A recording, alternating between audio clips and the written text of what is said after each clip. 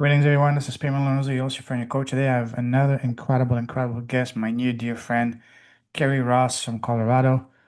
We got connected to our common friend, Hector, and she attended the January 5-day Profit Podcast Launch Challenge, and then she also joined the Profit Podcast Academy and got to know her. And wow, what an incredible human being she is. She has an incredible story. First of all, she's she's a paraplegic. She has mental and physical, visible and invisible disabilities. But also, what really was the most incredible thing about her, the one that really shows how much of a incredibly strong person she is that she had three car accidents.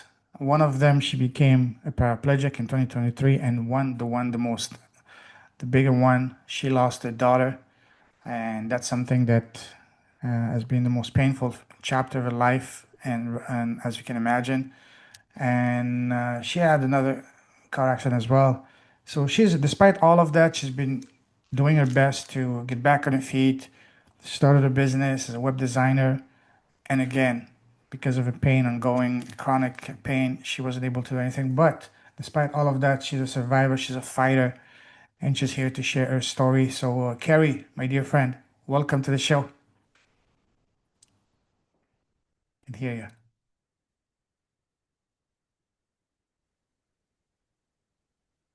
Thank you. You're very welcome. Very welcome. So we're gonna talk about all of that, unpack all of that later on. But first, what I really like to know is, for people who don't know you, over and beyond what I just shared, who's Carrie as a person, as a human being, and as a woman, in a nutshell? In a nutshell, Lorenzo, I think Carrie is a bereaved mother, first and foremost. Some people do not feel that once you lose your child, you're still a mom. I definitely believe that I'm still a mom. I still am impacted by the life of my daughter, the loss of my daughter, and I will carry that with me throughout the years to come. Hmm. It's impacted me since, and it's impacted me recently in like you said in this most recent car accident. The only car accident seem to remember is the one in which I lost my daughter in, Yeah, and it's uh it's I've had a difficult life. I But one thing I remember my grandma saying to me that my grandpa always said to her was that it's not the number of times you fall down that matters. It's the number of times you get back up that absolutely. matters the most. And so I'm kind of like those whack-a-moles where you Yeah, whack the. I feel like life has bought me on the head, and then I get back up like a jack in the box. So that's it. That's um, what we need to do. Wow, yeah, that's amazing. We're gonna unpack all of that. And first of all, I'd like to ask you a series of rapid fire questions to further get to know you as a person. Ready? sure. All right. What makes you happy? Lately, what makes me happy is music. Music Oh, moves my soul. beautiful. I listen to music while I do art, Mm-hmm.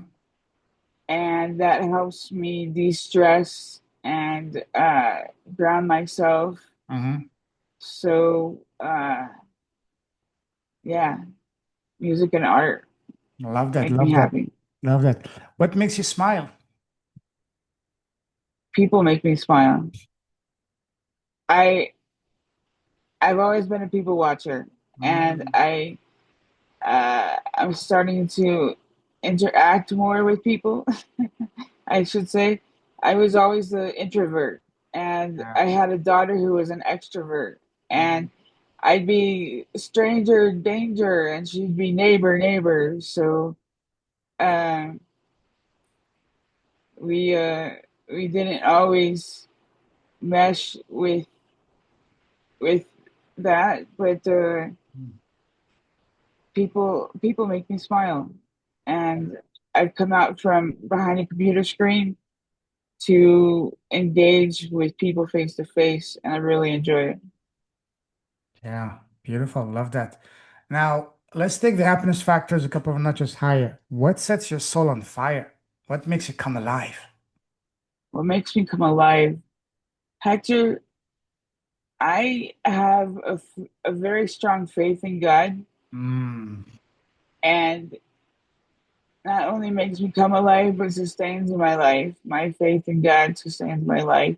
hmm And it's, like I said, music moves my soul, but sometimes the music that moves my soul the most is worship music, and it makes me Oh, just come on fire and come alive. beautiful. Love that. Now, on the other side of the spectrum, what makes you sad and angry? I get sad and angry uh, when people are fighting amongst each other, Yes, I'm with you. and I I see it a lot lately. Part of me gets sad and angry, and part of me wants to get in that fight. I Mhm. It's a dichotomy that I have to deal with on my own. Uh, when I get sad and angry, I want to fight, Yes, but I yes, don't like fighting. I thirst for peace. I yes. thirst for love. I thirst for patience Amen, in amen. Yes, people, yes, and I think we all just need to give each other grace. yes, absolutely. That's it. That's it. What scares you? What scares me? Well, Lorenzo, some of my invisible disabilities that we mentioned before scare me. I have been diagnosed with multiple personalities, or DID. Now it's known as MPD or DID, dissociative identity disorder. And I didn't believe it at first, but after enough of my friends and my my enough of my friends and my support structure have come to me and told me, Carrie, you're just not yourself sometimes. These are the things that you do. No, I don't do that. No, I don't smoke. I don't do drugs. I don't drink. I got tired of saying I don't and started listening to them and thinking, well, maybe I do these things. And I didn't have the greatest coping mechanism of finding out, trying to reconnect with these personalities. But it scares me the things that I'm told that I did and the lifestyles that I've lived, because they don't seem to fit with the Carrie that I know. Um, but at least I've had good friends that have stayed by me when I'm switching between different Carries, I Yeah, guess. Yeah. absolutely, absolutely. Now, what would you say is your personal number one superpower? My what? I'm sorry? Your personal number one superpower?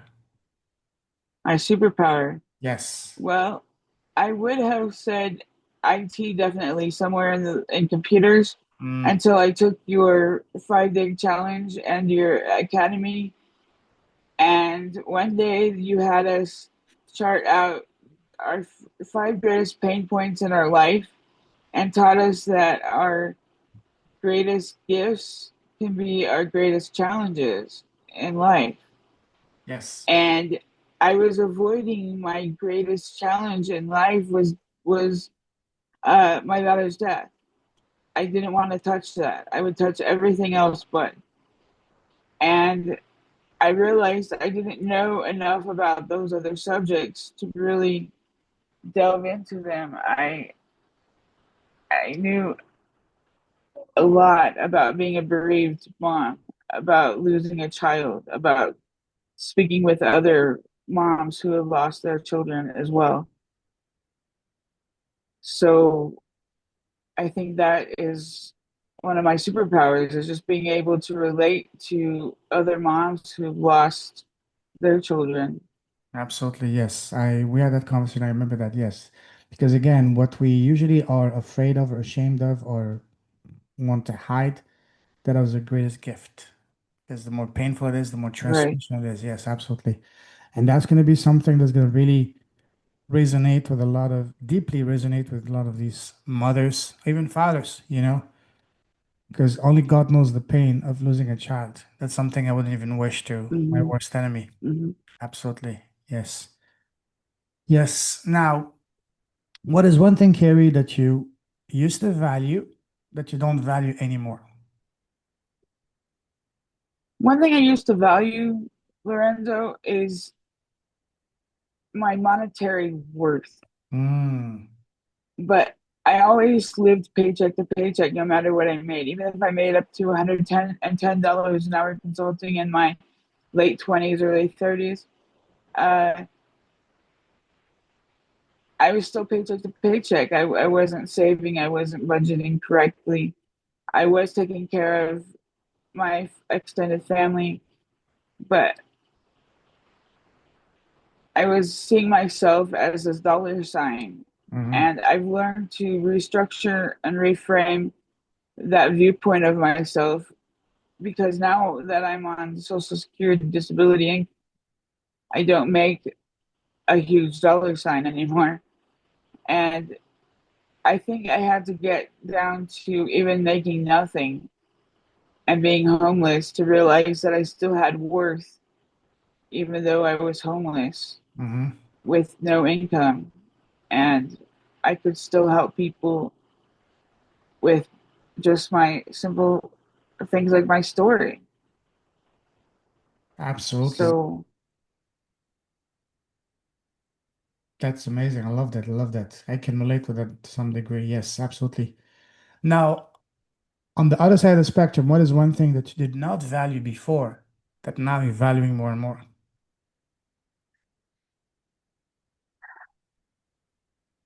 I did not value the struggles that I went through in life, Mm, Lorenzo. I did not value, I did value a voice that told me his his grace is sufficient for me. There's a verse in the Bible, Lorenzo, that I don't know if you're religious, but it says, "My grace is sufficient for you. Um, my my strength is made perfect in suffering," something like that. And it's suffering is something that I didn't value before. I complained about it. I wondered why we have to endure it. mm, There's another verse that I've grown close to that says, "In this world you will have suffering, but fear not, for I have overcome the world." I still don't know what that means for me. I've endured a lot of suffering, Lorenzo, but I just know that I'm not the only one who has, I guess. And I've I've learned to value the endurance, and I started to say I'm not in it for the gold, I'm in it for the you know for the race. And I value the race a lot more than the prize at the end. So absolutely. much more now than I have in the past. Absolutely, completely with you. Just like the saying that says, it's not, for example, let's say $1 million that you get at the end of the road, but the person you become in the process is the biggest gift, the biggest asset. So, yeah, awesome. Now let's move on. You enjoy traveling, don't you? I used to travel a lot. I've been to China Oh, on a wow. business trip, Hong Kong, China. Wow. I've been to different states throughout the Hmm. United States. I wanted to travel the nation and DoorDash and uh, just Hmm. see the United States. Hmm. And I was on a road trip when I ended up trading my four wheels in for a wheelchair. I went off the road, unfortunately. I didn't get very far on my Mm.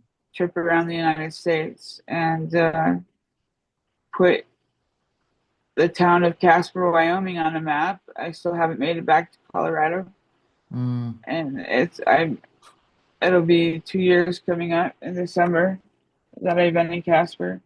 mm, But you know, I I would love to travel more.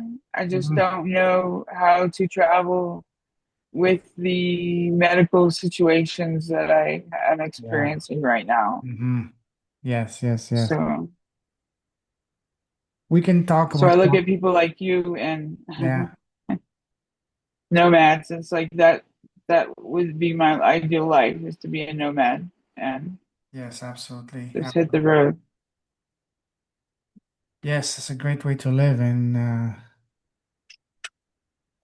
but you can get there one at a time, and so one at a time. Don't thing is, Right. don't give up and just keep fighting. You're a survivor. You're a fighter. One at a time, and you'll get there.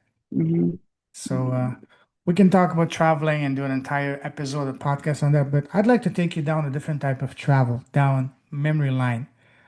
Go back to when you were growing up. Growing up, when we're kids, people around us, family, friends, relatives, neighbors, teachers, always ask us, "Hey, Carrie, what do you want to become when you grow up?" What was your answer to that as a little girl? I think that answer changed as time went on. I wanted to be a firefighter. I wanted to be a police officer. I wanted to go Wow. in the military. I wanted the positions that I wanted as a child were service oriented positions. Mm, I recognize that with uh, service oriented positions and something to do with the uniform.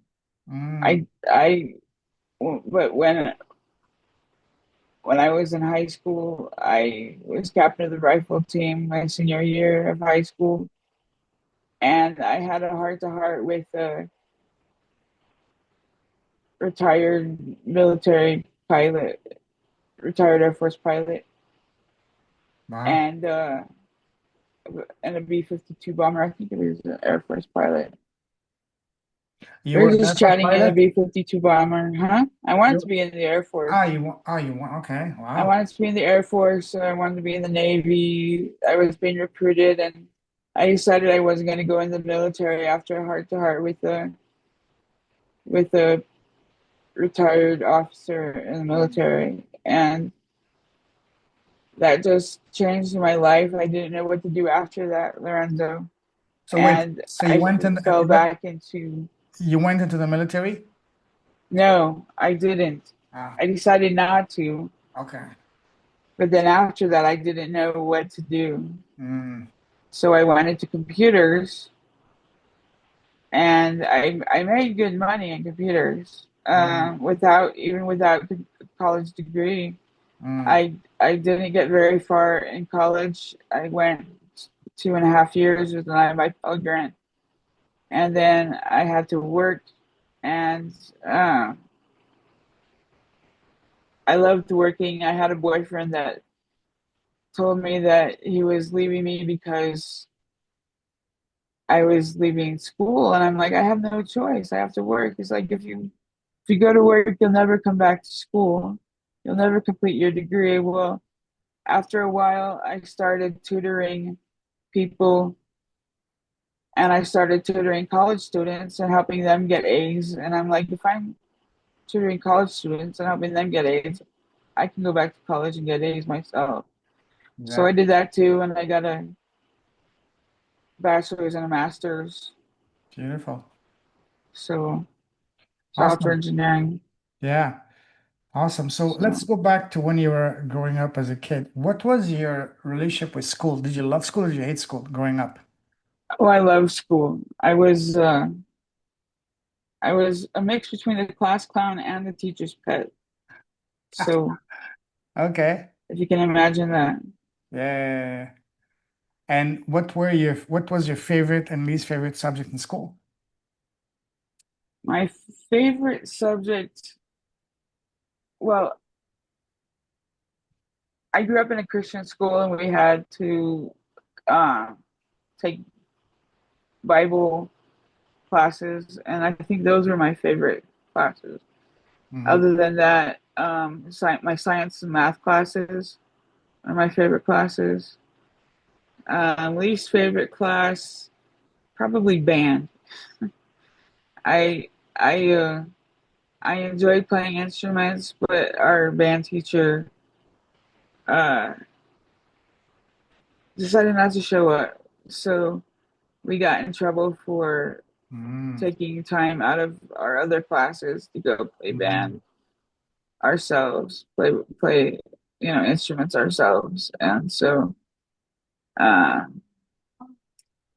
but I don't know if I had a least favorite class. Okay. I like them all.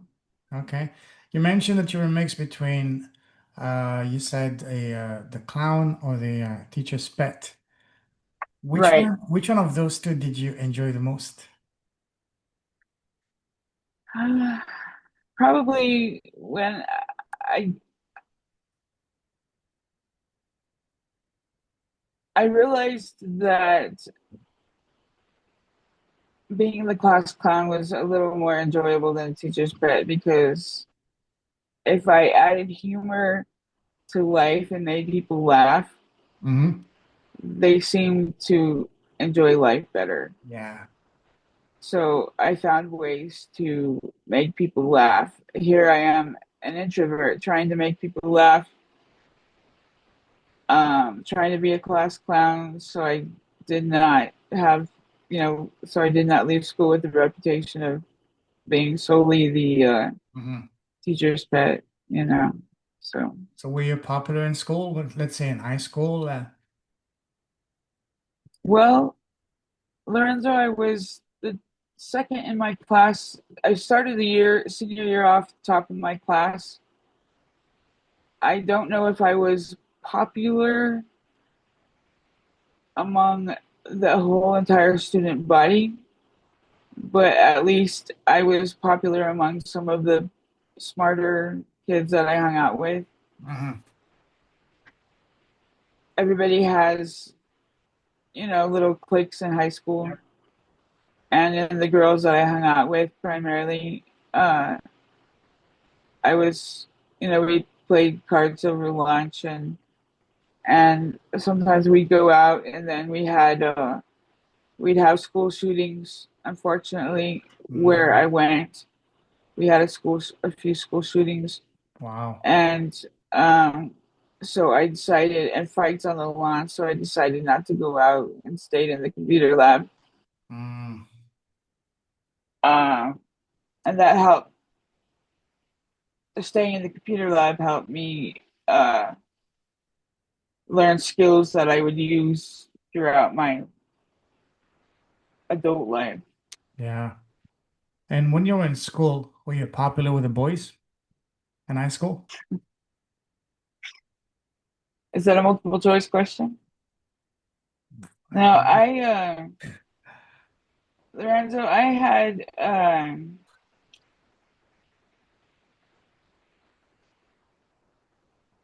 I tried not to get involved with many of the boys in high school. I did date one boy for one gentleman for, let's see, freshman year through junior year, and then we ended up switching um, over the summer, switching dates, and I started dating his new girlfriend's ex-boyfriend, Okay.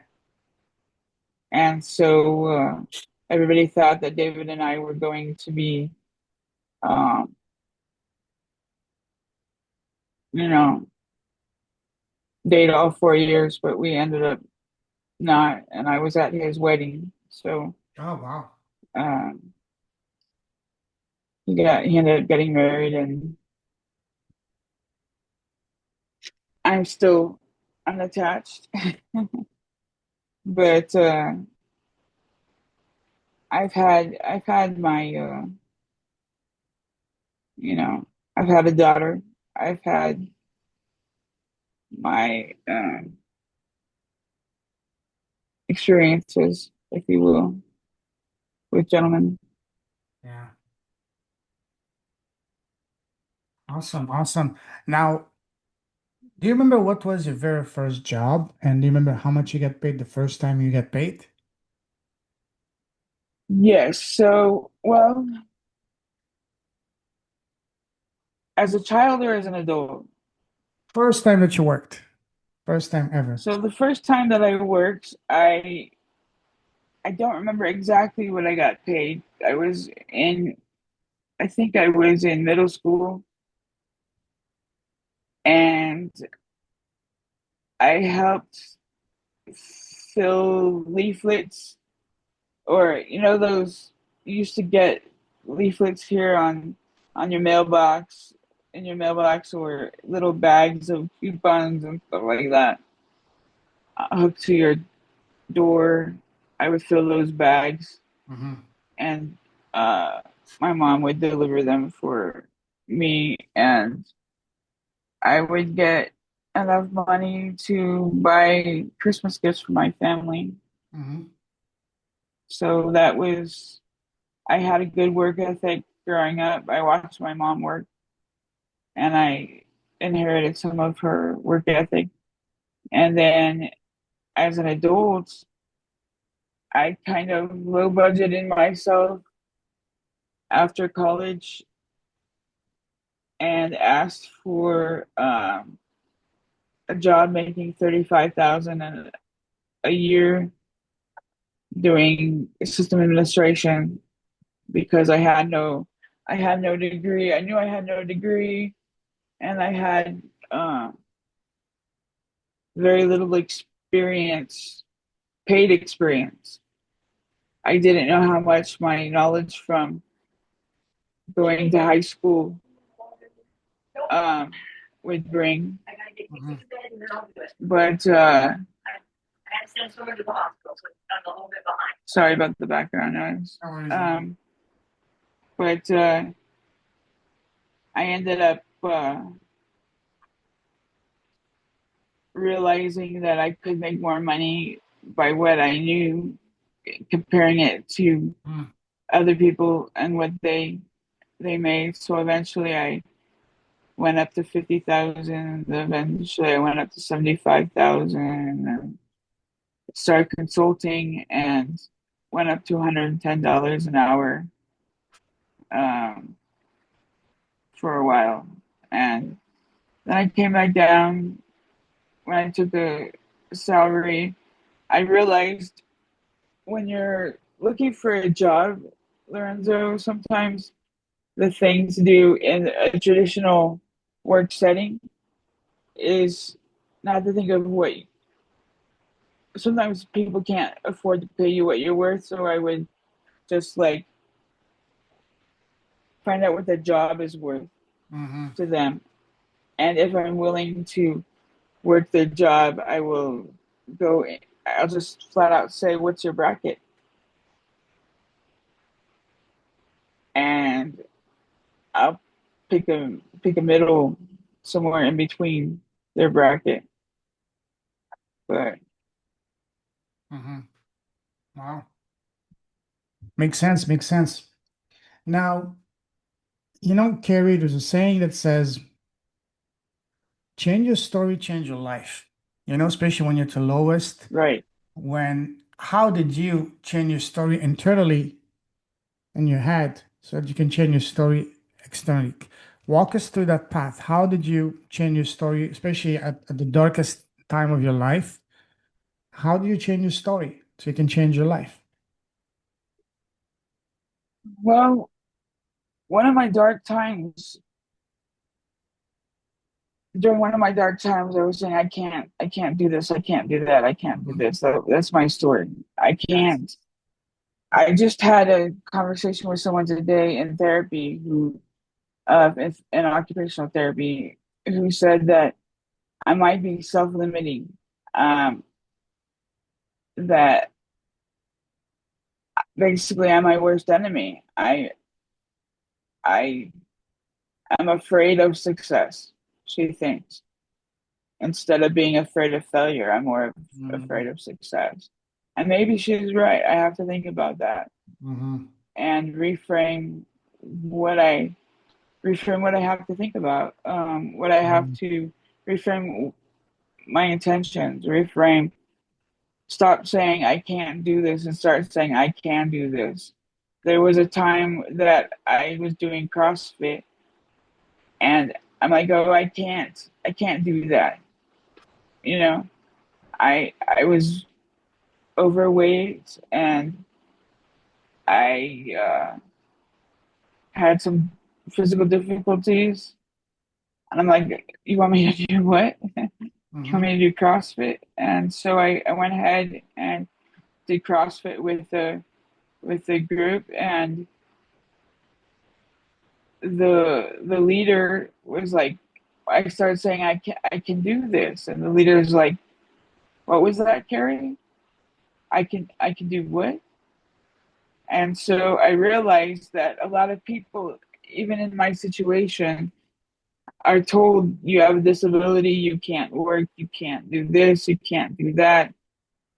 Um, I look at people like Hector, who he has disabilities. He's met the president of the United States. He has written a book or books, and just because I have some limitations doesn't mean they have to be my limiting factors. Holy, They can yes. be like what you have taught us. They can be our price point. The gifts, yeah. We can our gifts. We can turn them around Yes. and use them for Totally. Yes, yes, yes.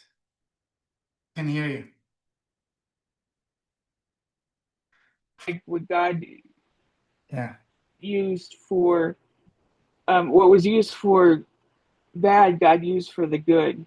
Yes, yes, yes, yes. So um, I hope that answers your question. Yes, very well, very well. Yes.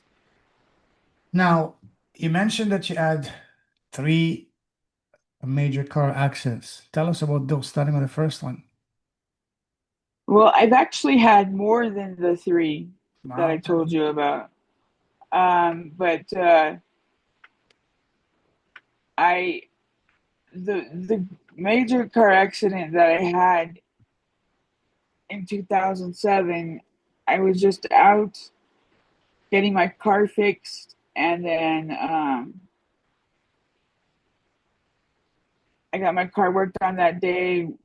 Before that, I had gone to breakfast with my daughter, got my car worked on, went shopping, was going home, and we were T-boned, and we were T-boned by a Suburban, and our Ford Focus right where she was, just off the center of Mass. They said that every calculation showed that the driver and the passenger should have died both. And for some reason, I walked away from that accident. But in some respects, I realized later that I may have walked away from it, but I felt like I was a zombie most of my life, just going through the motions and living a life in grief that I lost my daughter. Yeah. And both trying to cope with it, but positive ways and negative ways. So Mm-hmm. um, that accident sent me into suicidality, drug use, homelessness, losing jobs, you name it. I've gone through it. Yeah. And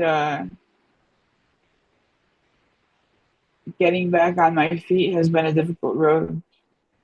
Yeah. This accident, most recently in 2023, I had another accident. The first accident where I lost my daughter, not the first accident, but the one in which I lost my daughter was in 2007. She was only 5. Carissa Oh, was only wow. 5. And Very sorry to hear. I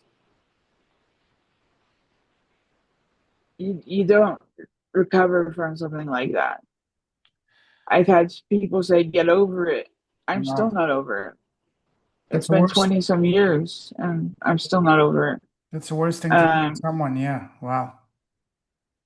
you would think that this accident Mm, that I had in 2023, I'd be able to remember it, but I don't. I don't mm. remember anything about the accident that I had in 2023. I just know that I was probably sleeping behind the wheel Oh, wow. and I don't know what happened. Um, go back to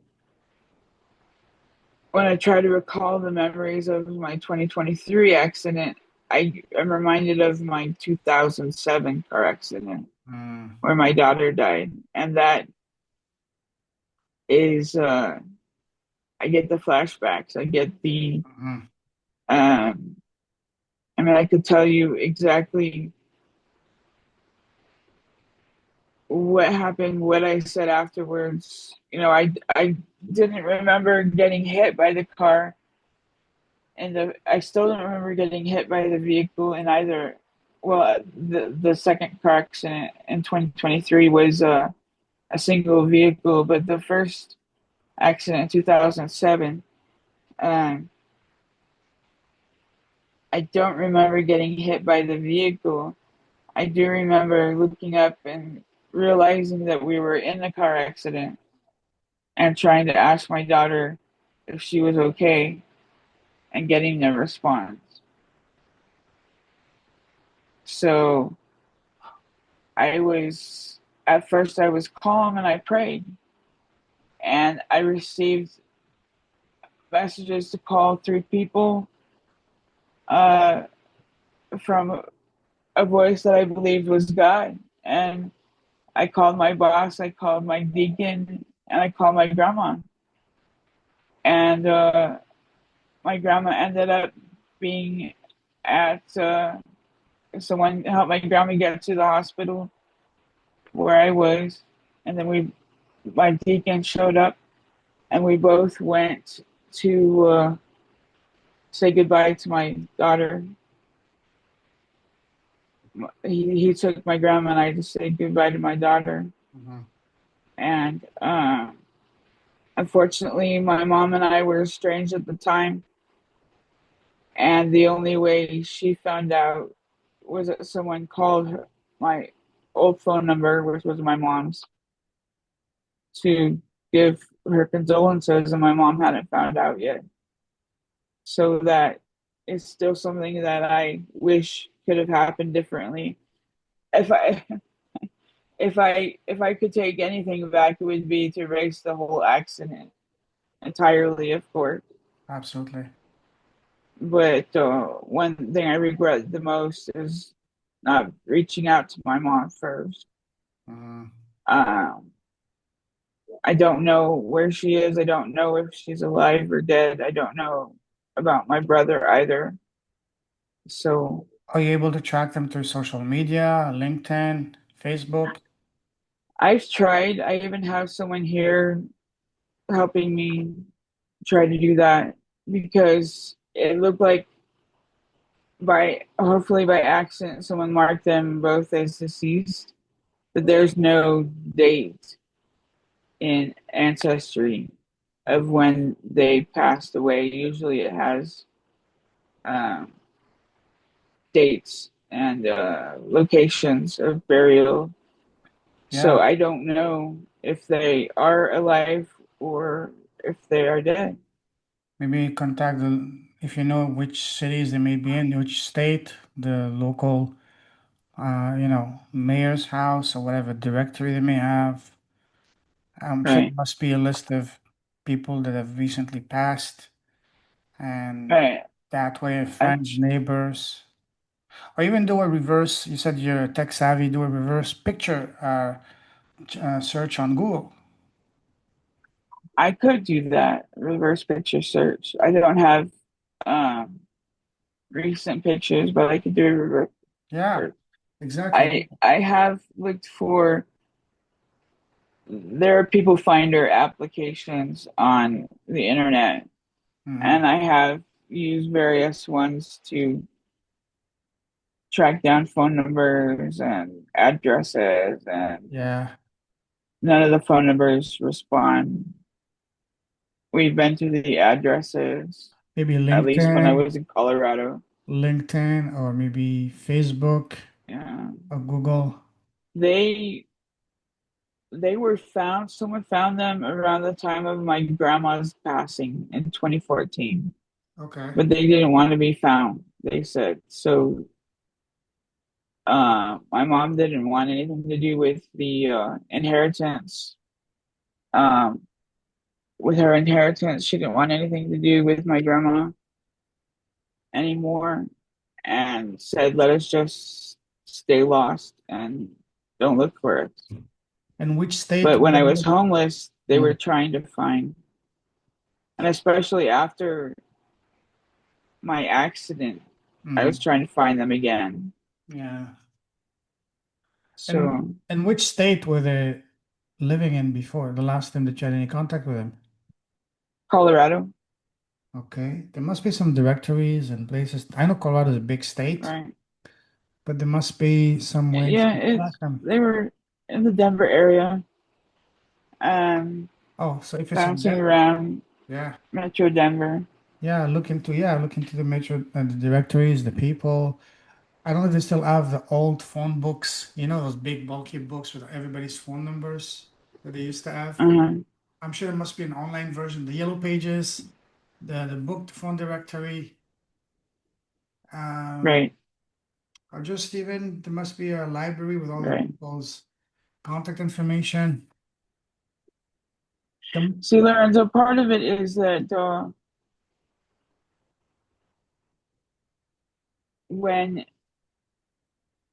when my daughter was born, I was living with my mom and my brother, and when I eventually moved out, I was going to let Carissa stay with with my mom, with Mhm. her grandma, and move closer to work. But she wanted to come. Carissa wanted to come. Mm. She saw the apartment. She saw the master bedroom, and she's like, "Okay, this is gonna be my room, and you're gonna sleep out there." And it was funny. It was a good experience that she finally changed her mind and decided she was gonna stay with mom. And I thought, hey, let's go get your stuff. So we went and got the stuff and came back, and the locks were changed. And my mom must have thought that I had pulled a fast one and lied to her about what my plans were. And so she ended up reporting that I had kidnapped her daughter. And Wow. within a week, she had filed for guardianship and custody of my daughter eventually. And so we were in court battles when Carissa passed away. We didn't talk at the funeral.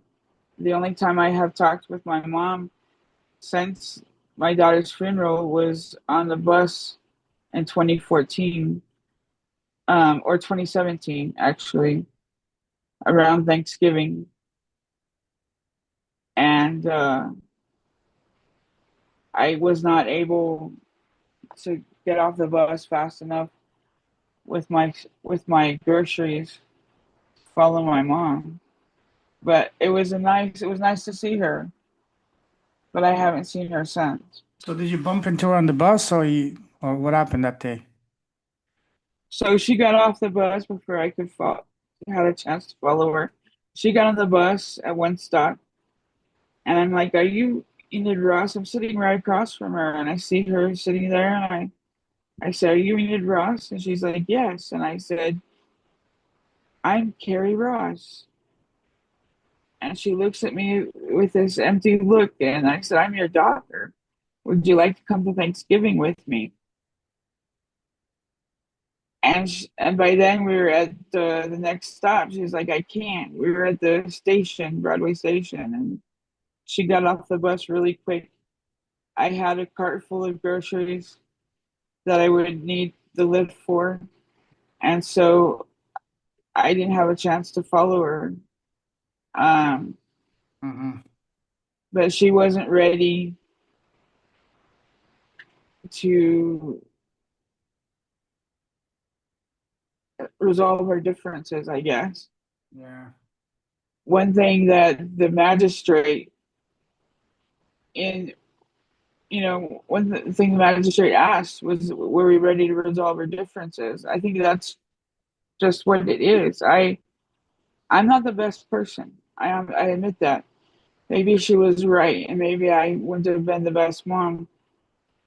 But my lawyer said she was just trying to take my daughter out of spite and malice, and I didn't know what to believe. So I wanted to resolve our differences. I want to still resolve our differences. But some people are like, maybe you just need to let it go, let them go. Yeah. Hope and pray she's okay, and if it's meant to be, you guys Yeah, will reconnect again. If it's not meant to be, yeah, then and my so be brother it. too. Yeah, Yeah, so be it. What you can do is pray for them from afar, and if it's meant to be, you guys will reconnect again. If not, that's fine as well. Just keep praying for them. uh-huh, Release them with love and care. That's what the universe taught me to do with people in my life as well. right. Yeah. Anyways, let's move on. Let's talk about now your business. Tell us about your business. So I am in the process of forming a business to help uh, bereaved women, bereaved mothers who have lost their children, move through the grieving process Mm, faster and creating a either an online journal or a written journal, something to remember their child by yeah. in as little as 30 days. I love that you're a fast learner. I like that. I like how you said it. Yes, awesome. So tell us more about your business. What do you want to really achieve with that? What's your bigger goal, bigger vision? Well, one thing I want to do is I want to show people what's helped me. What's helped me might not help everybody, Yes. but I want to help them tap into what can help them Yeah. move through the grieving process better Mhm. than I did originally. I think I sometimes they say a fish wouldn't know what water was until you take it out of the water and Yes. then put it back in, and it knows, okay, this is water. If I didn't have the struggles that I've gone through in life, Yes. Yes. Yes. I wouldn't know how to help others who are going through those struggles also. But because of the struggles that I've had, Lorenzo, I know people who have started praying again. I know people who have started, maybe they go back to church or they hug their children because they realize that they took their child or children for granted.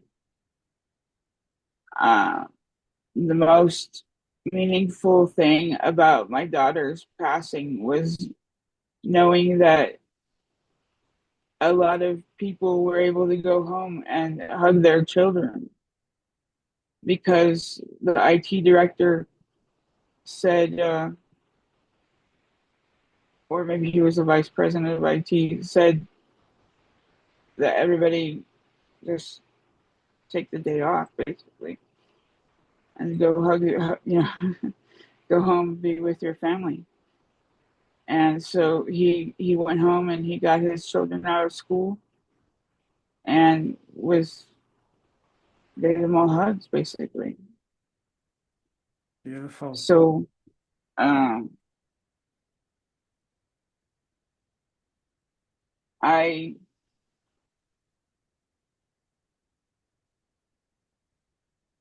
I always used to want to help people, Lorenzo, and I didn't know how. I didn't know how to connect with people. Yeah. I wanted to help people who were aging and nearing the dying, entering the dying process or leaving a dying process, enjoy what they had left of life. I decided that was how I was going to fall in love with life myself, was to help those who were dying. I just didn't know how to get there. And here I am surrounded by people who are in that situation, Lorenzo, at nursing homes. And Yeah. I've been able to bring joy to some of them. And uh, I find that very meaningful. So, with my business, I would like to um, help women find joy again in the grieving process, help women who've lost their children remember their child in joyful ways, not just difficult ways, Yeah. so they can rejoice. Um, Absolutely. I love that. I love that. right. And is it a business you're just starting or you've been doing that before as well? It's a business I'm starting. Okay. Yeah. And when are you going to kick it off? How am I going to kick it off? Well, I am trying to figure out when I'm going to be leaving this facility that I'm in right now. Mm-hmm. And if all goes well with my wound care and my therapy, I'm hoping for discharge in a month or so. I'm still trying to figure out my future living situation, what Mm-hmm. that's going to look like. The living situation that I had lined up fell through. Um, so I just need to find another living situation Mm-hmm. where I can um, run a business from home. Yeah, beautiful, beautiful. Listen, needless to say, I am cheering for you, but most importantly, the more important people cheering for you are your future clients. These mothers that are desperately needing you, the big sister, the activator, the guide, the man to say, hold my hand, I've been in your shoes, and together we can get you out of that to help you move past the bereavement because life continues, you know, Mhm. and awesome, awesome, awesome. Now, let's wrap things up. To finish, I'd like to ask you another series of rapid fire questions. Ready? Yes, Okay, what's the best piece of advice you've received so far in your life?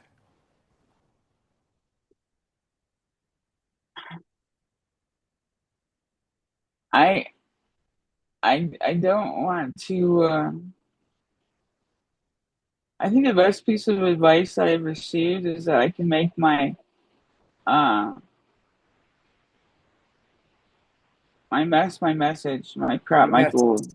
yes, yes, yes. I'm not just saying that because you said that, but I think it is really good advice. Okay. Yes, indeed.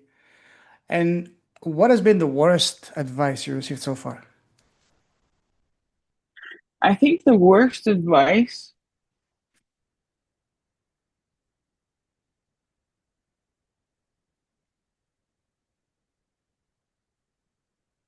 is to judge our net worth by a dollar sign Mm.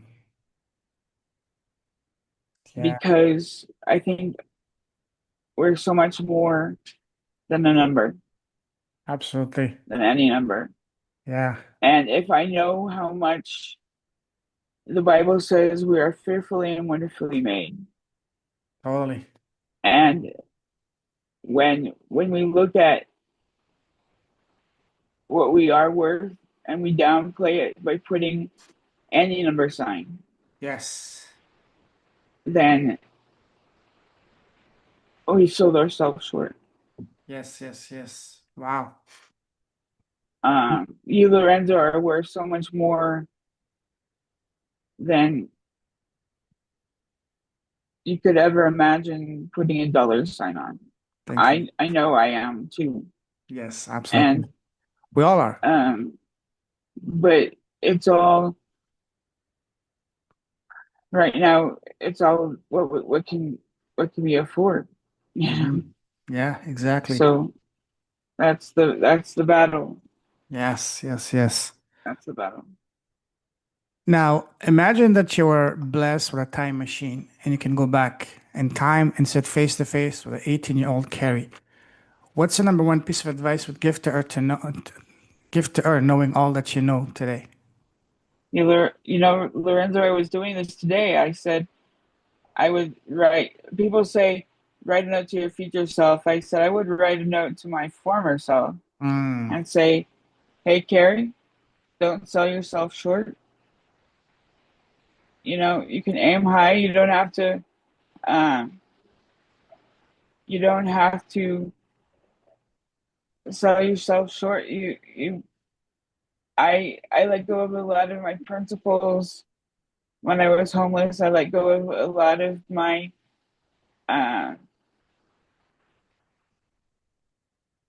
goals in life when I became disabled. I stopped thinking I could do things when I really probably could have done so. And it would just be to keep going. And if I fall down, go boom, get back up again, you know? yeah, absolutely. Now, love that advice. Absolutely. Yes, yes, yes. Now, I know that you will soon be launching your podcast, your Powerful podcast. So let's uh, you know um, jump in the future, and a year from now, your podcast is very successful and very profitable. But today, a year from now, you're a host. You're interviewing the most special person in the world, and that is yourself. What's the first question you want to ask yourself, A year from now. or whenever? Yeah, What yeah. took you so long? And what's your answer? No, um,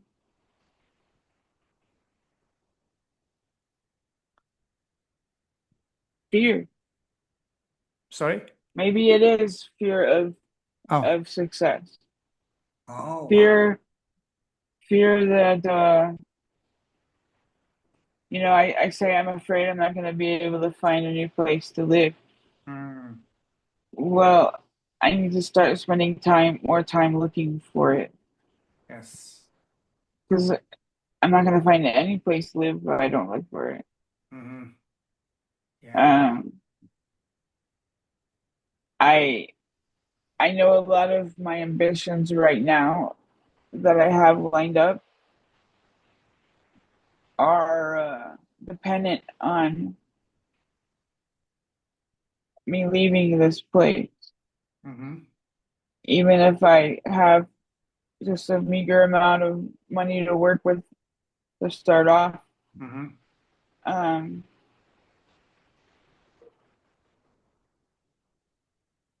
but I still need to.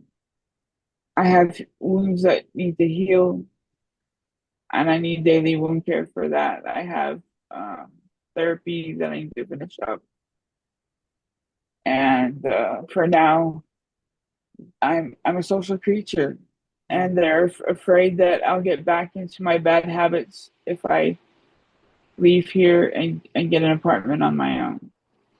So What kind of bad I, habits? what kind of bad habits? Mm-hmm. Drinking, drugs, Oh, smoking. wow. Mm. I even got into prostitution. Um, you name it, I tried it to cope with being homeless.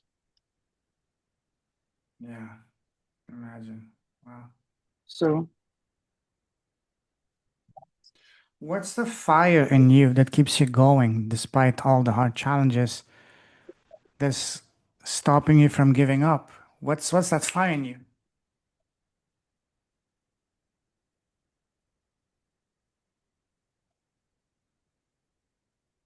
what's the fire?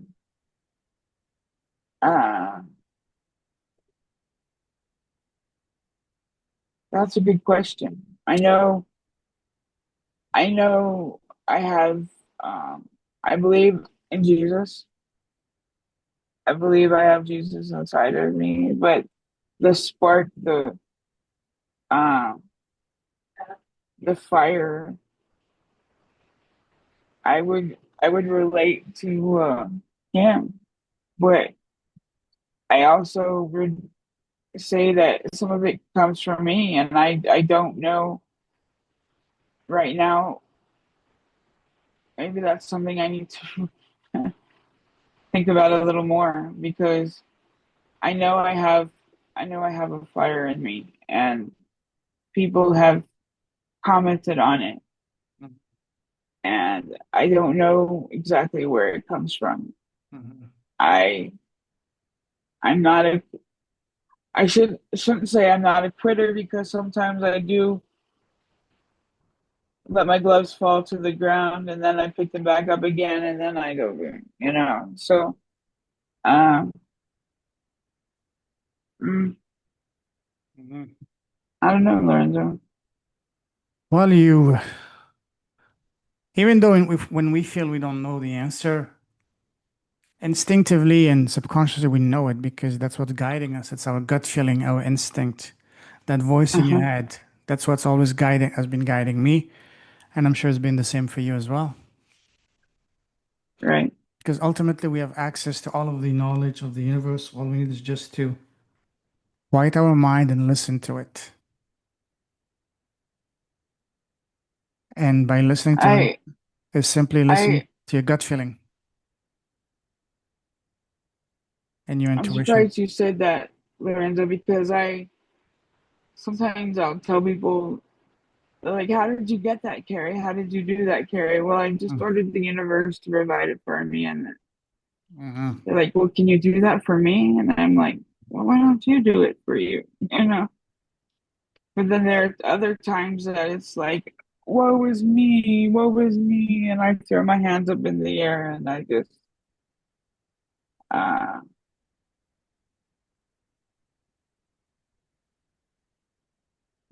can't can't do it. Mm, So yeah. Keep listening to your intuition, always that voice in your head, because that's the ultimate, that's your soul talking to you. And one thing I learned in life, especially when I was at the lowest, when I was lost, broke, depressed, suicidal, is that voice. Because that voice in your head, that intuition, that gut feeling, that's your soul. And our soul has two main purposes: one, to protect you, keep you safe and alive, and two, guide you to the next phase of your journey. So always mhm, listen to that. If I were to look at my life of the last 5, 6 years, that completely changed my life. The 3 to 4 decisions that completely changed my life have all come as a result of me listening to that voice, listening to my intuition, my gut feeling, like starting my podcast, starting my academy, saying yes to sharing my story in my first book, saying yes to doing that first talk in front of a little crowd that led to a bigger crowd, to conferences, to a TED talk, and so on and so forth. All started with right, this, right. listening to that intuition, gut feeling, your hunches, that voice, because that's your gut, that's your soul talking to you. Even sometimes when I meet people, whether it's for a business meeting or even dates, if I feel a off vibe, I simply excuse myself. and just leave Uh-huh. graciously. Because again, your gut feeling is literally your soul screaming at you, telling, screaming or cheering for you, depending on the situation. At least from my humble understanding and my experience. And the more people I talk to, and the more they confirm that. Does that make Okay. sense? Does that make sense to you? Yes. Mm. Yes. So there you go. So even if you, when you feel that you might be lost, no idea, always quiet your mind and listen to that intuition. It may not happen right away. Maybe give it a day or two, maybe a week, and finally it's gonna come Uh-huh. out of nowhere. You can be taking shower, cooking, doing something completely unrelated, completely different, and then bam, you get a vision and intuition. You get a knowing, a word you see in your mind's eye. You will feel it. You sometimes you can even feel it Uh-huh. because I can feel some people that I know in my life that I care and loves. I can feel their pain, even though they're at the other side of the world, because we're connected. We're energy. Right. So maybe that way you can also reconnect to energy, to thoughts, to frequency, to your mother, your brother, whether they're still here or not. Even if Uh-huh. they transitioned, they can still, you know, communicate with you through thoughts, to energy, Right. to frequencies. Right. So you get this, my friend. I know life has been sometimes can be challenging, can be heartbreaking, but just like the cheese is saying, you haven't made it this far just to make it this far, Uh-huh. you know. Yeah. And just because you made it this far, that's precisely one more reason not to. Giving up is not an option. You can almost feel it, taste it, touch it, the end goal. And Right. when you get there, one of the best ways to not fall into the old habits is surround yourself with people that, you know, that inspire you. Just like the saying, you're the average of the five people you spend more time with. Get into a hobby, whatever you like, whether it's knitting, cooking, walking, playing cards, tarot, whatever. Find a new social circle, you know, based on what you enjoy yourself. You mentioned arts. And I'm sure if you're, I don't know about what you said in Wyoming, but in Denver, there must be a plethora, a lot of options for you know, arts groups and all that. Meet with them, Uh-huh. connect with them, and simply get out of the house. And most importantly, more than getting out of the house, get out of your own head and get out of your own way. Right. That's a bigger obstacle. Obstacle, yeah. Right. You know all of that. You know, you were not born yesterday, so you know all of that.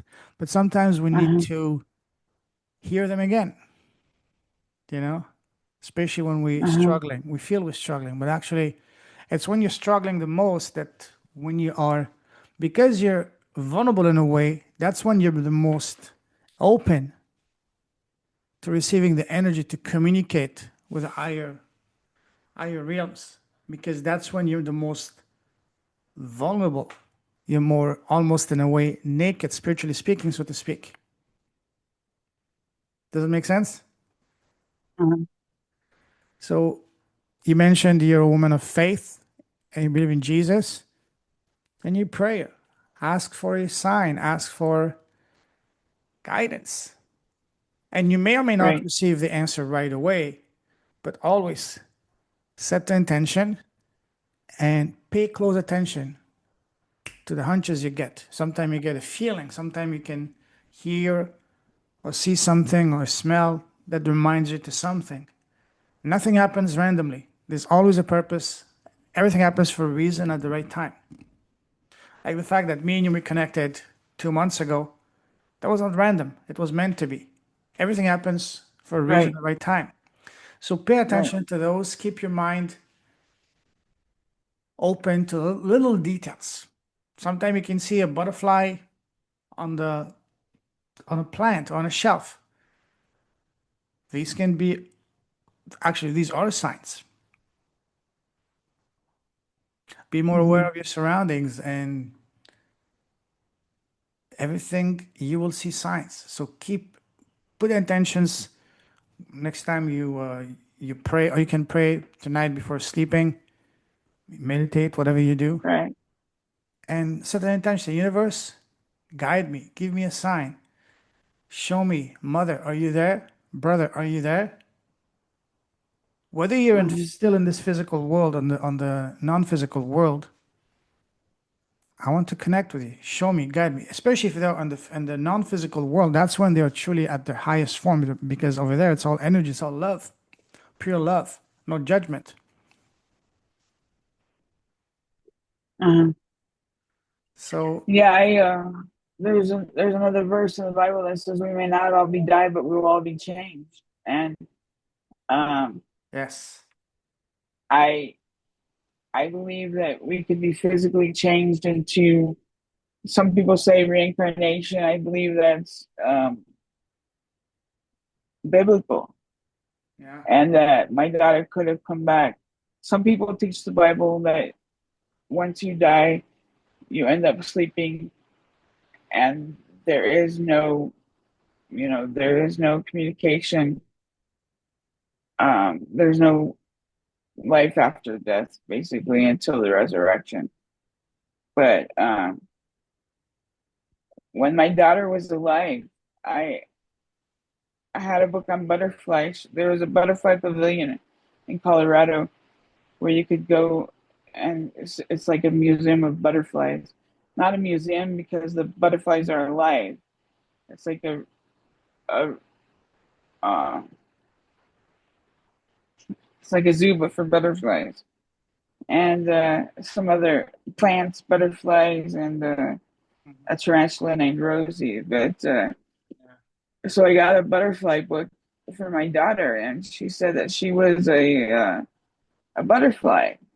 And I had always joked that I had a butterfly in my stomach because I didn't know if I was having a boy or a girl. So I just said I have a butterfly in my stomach. And she Mm. was my butterfly when she was able to vocalize that she had heard that she was my butterfly.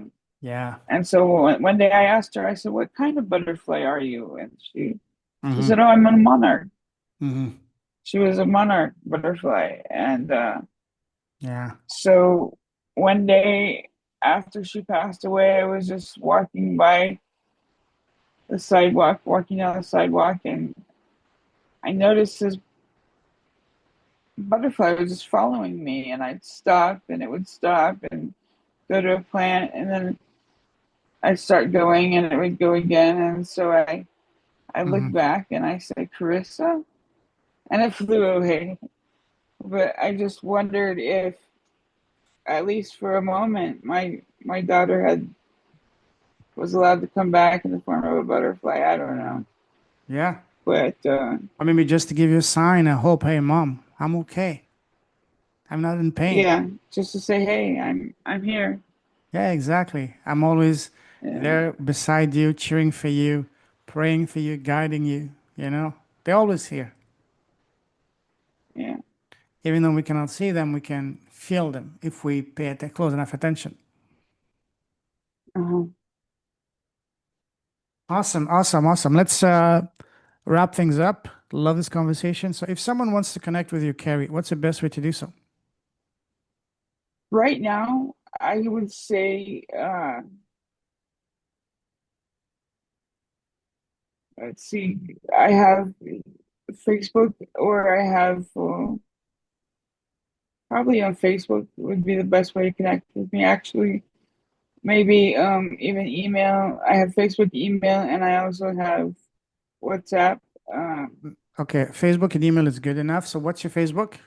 okay, so my Facebook is Carrie Sharon Ross, Mm-hmm. CARISHARON ROSS. I have some other accounts out there, Mm-hmm. um, but it's the one with the blue shirt. Okay. I've been hacked a few times, and I found out the first time that if I remove a Mm, hacked account, I'm also removing all of my pictures and my photos, and so mhm, sometimes it's good just to leave it out there and be able to access everything instead of trying to remove it. mhm. But let's see, email is shivering, but it's spelled differently. Like you're too cold to voice the vowel, so it's shvvrng@gmail.com. Okay, you can send me all of that after. I'll put them in the show notes. All right. Okay, Listen, Carrie, absolutely love your story. You're an incredible human being, incredible woman, a wonderful mother, and a powerful force, and a true leader with a heart. I truly salute thank you. you. Keep very welcome. Keep sharing. Keep sharing your light. Keep sharing your gifts. Keep shining your light and keep sharing your gifts. And always remember that you carry yourself are a beautiful gift. So I salute you. Stay safe. Stay warm. Stay happy. And God bless you, my friend. Talk to you very soon. Take care. Thank you, Lorenzo. All right. God bless you too. All right.